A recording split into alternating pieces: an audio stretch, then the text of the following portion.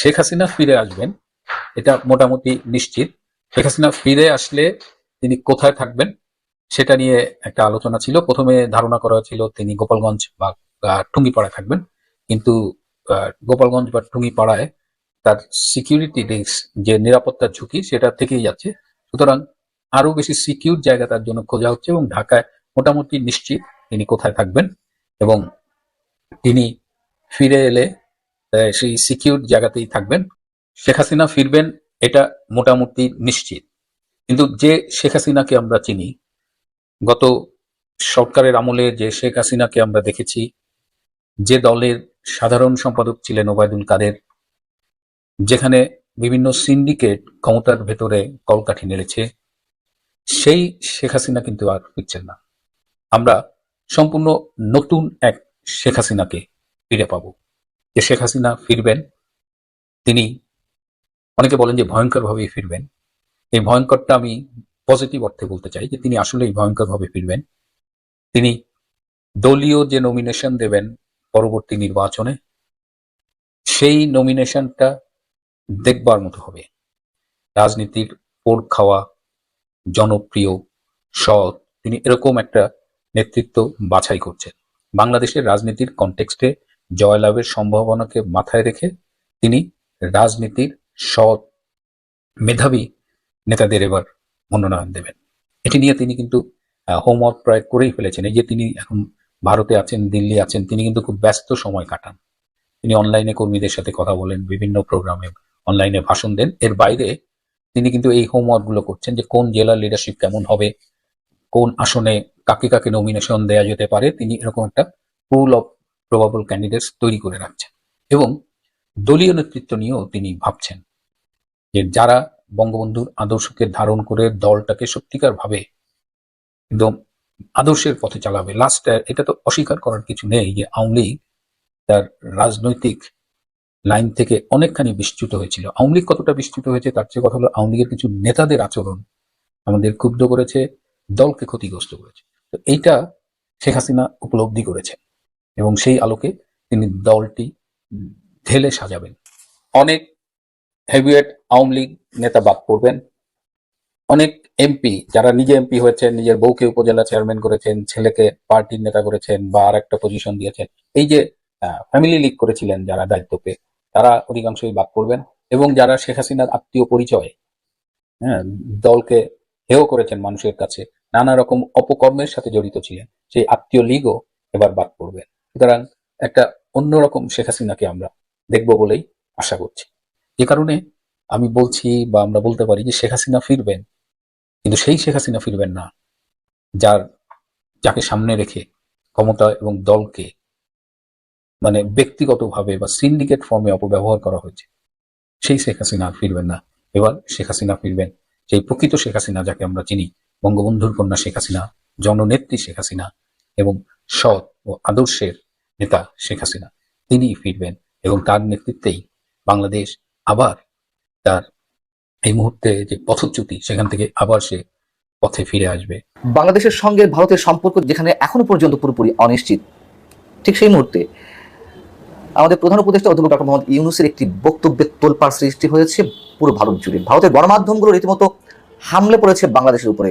ভারতের বিভিন্ন পর্যায়ের অর্থনীতিবিদ, কূটনীতিবিদরা তারা হুমকি দিচ্ছেন বাংলাদেশকে। আসলে কি বলতে চেয়েছেন ডক্টর মোহাম্মদ ইউনূস, কি ছিল তার মন্তব্য? আপনারা অনেকেই হয়তো জেনেছেন যে তিনি তার চীন সফরের শেষ দিনের আগের দিন যখন দেশটির প্রেসিডেন্ট শি জিনপিং এর সঙ্গে বৈঠক করলেন, সেখানে তিনি একটি বক্তব্য দিয়েছেন ভারতের সেভেন সিস্টার্স নিয়ে। সেখানে তিনি বলেছিলেন যে ভারতের পূর্বাঞ্চলে অবস্থিত সেভেন সিস্টার্স নামে পরিচিত 7টি রাজ্য সম্পূর্ণরূপে ল্যান্ডলকড, অর্থাৎ স্থল বেষ্টিত। সমুদ্রের কাছে পৌঁছানোর জন্য তাদের কোনো উপায় নেই। এই দিক থেকে সমুদ্রের একমাত্র অভিভাবক বাংলাদেশ এবং বাণিজ্যের জন্য এটি একটি বিশাল সম্ভাবনার দ্বার উন্মোচন করতে পারে। সুতরাং এটি চীনা অর্থনীতির একটি সম্প্রসারণ হতে পারে।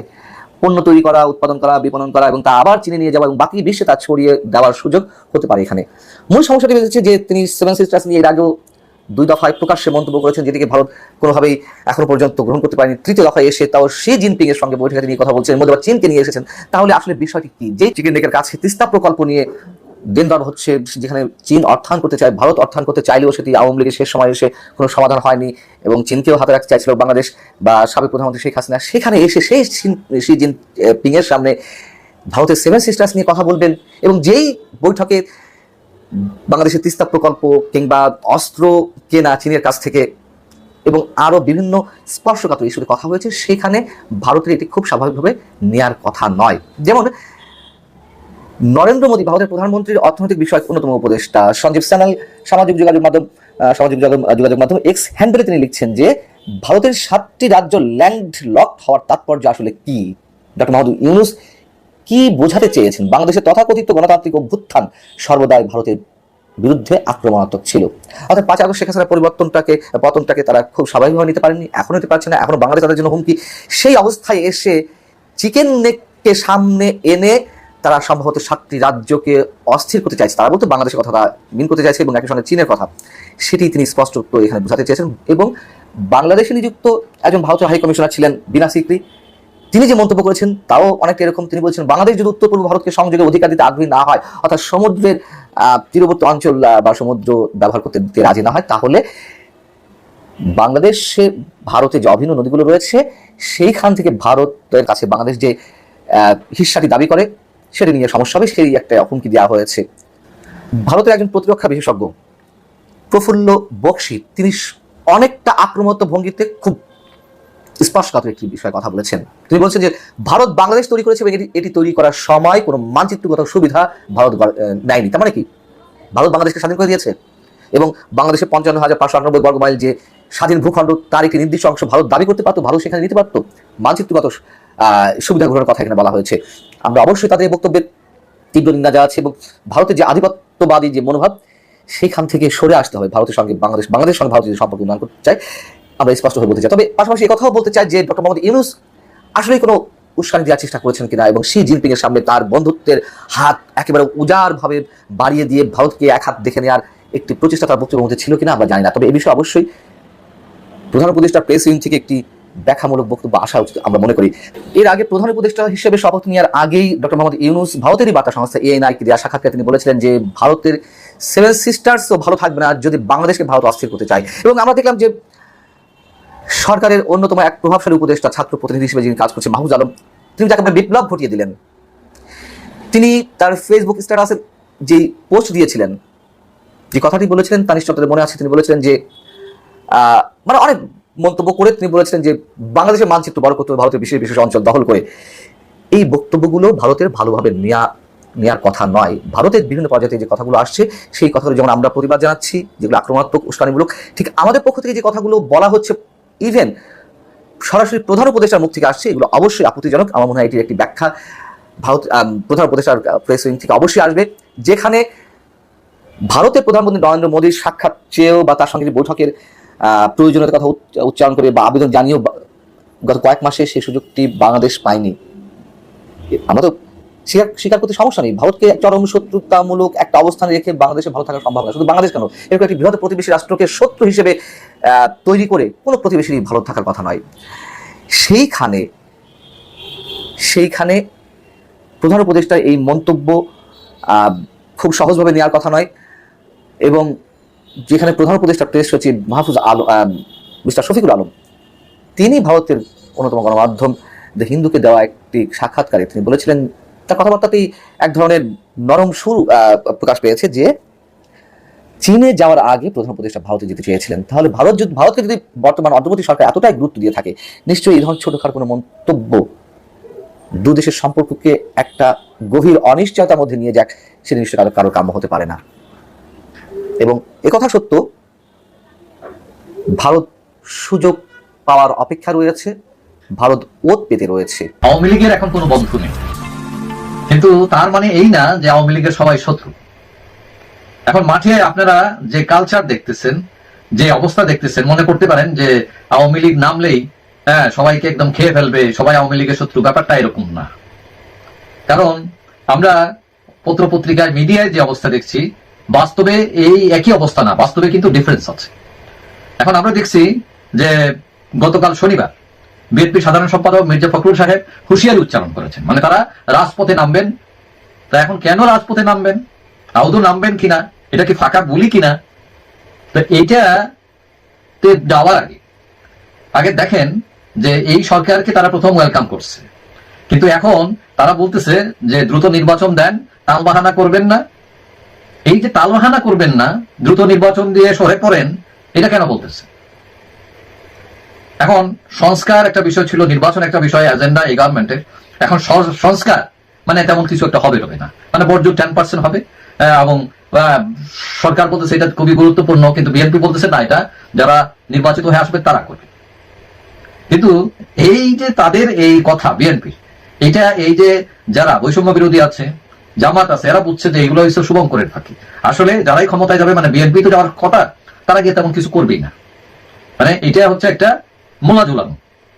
এখন সবচেয়ে বড় কথা হলো যে সরকার যদিও বলছে জুন 2026-এর মধ্যে নির্বাচন করবে, কিন্তু আদৌ 5 বছরের মধ্যে নির্বাচন হবে কিনা এটা নিয়েও সন্দেহ আছে। এখন এই যে এনসিপি, নাগরিক পার্টি, তারা কিন্তু নতুন সুর তুলতেছে। সোশ্যাল মিডিয়া বিভিন্ন জায়গায় দেখা যাচ্ছে যে ইউনূসকে 10 বছর ক্ষমতায় রাখতে হবে যদি এই দেশকে বদলাইতে চান। তো এইটা বোঝার চেষ্টা করেন যে এখন নতুন উপাদান আসছে, কারণ বাতাস কোন দিকে যাইতেছে। আসলে বিএনপি কিন্তু গেরাকলে পড়বে।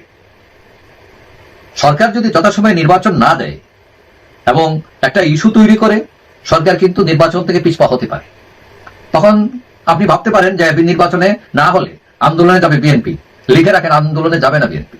কেন যাবে না? কারণ অনেকগুলো কারণ আছে। তার অন্যতম হলো যে আন্দোলনে নামলে সেই ফাঁকে এসে আওয়ামী লীগ নামবে, এবং বিএনপির এই সরকার পতনে, আন্দোলনে কিন্তু ওই ফল খাবে কিন্তু আওয়ামী লীগ, এবং এটা বিএনপি জানে। এবং আওয়ামী লীগের কোনি মারামারিতে বিএনপি টিকবে না, এটাও তারা জানে। তাহলে কি দাঁড়াবে যে বিএনপি কিন্তু 2 কোটি তখন হারানোর সম্ভাবনা থাকে। সুতরাং এই যে আন্দোলনে নামবো, রাজপথে নামবো, এগুলো কিন্তু জাস্ট বুলি, আর কিছু না। কারণ বিএনপি এখন শাকের করাতের মধ্যে আছে, কারণ নির্বাচন পিছানো মানতে পারছে না, আবার আন্দোলনও যেতে পারছে না। মানে কাগজে বাঘ হয়ে ফাঁকে ফুঁকে হুঙ্কার দেয়, কিন্তু রাজনৈতিক দল সরকারের আমলে সরকার এইসব বিষয় কিন্তু আমলে নিচ্ছে না। এখন নতুন রাজনৈতিক বন্দোবস্তওয়ালাদের ক্ষমতায় পাঠাতে যদি জামাত ও কিছু দল প্রশাসনযন্ত্রের আশ্রয় নেয়, এক্ষেত্রে বিএনপি আওয়ামী লীগকে টাকা ছাড়া তার কোনো উপায় থাকবে না। এখন ভারতীয় গোয়েন্দা সংস্থা রওয়ালারা ইতিমধ্যেই বিএনপিকে রিপোর্ট পাঠাইছে বলে শুনছি, এক্সরে রিপোর্ট। মানে কোথায় ঘা হয়েছে, মানে তোমরা আগে দেখো, এটা খালি আওয়ামী লীগ বিরোধিতা করো না, খালি আওয়ামী লীগ জব করো না। এখন দেখবেন বিএনপি কিন্তু খুব একটা আওয়ামী লীগের বিরুদ্ধে কথা বলে না, মানে এটা খেয়াল করে দেখবেন। মানে মানসংখ্যা কিন্তু অনেক জটিল। তারা সরকার, নাগরিক ও জামাতের যে মাস্টার প্ল্যান, এটা বিএনপি বুঝতে পারছে, এবং তাদেরকে কিক আউট করতে গোপন ষড়যন্ত্র হচ্ছে সেটাও তারা জানে।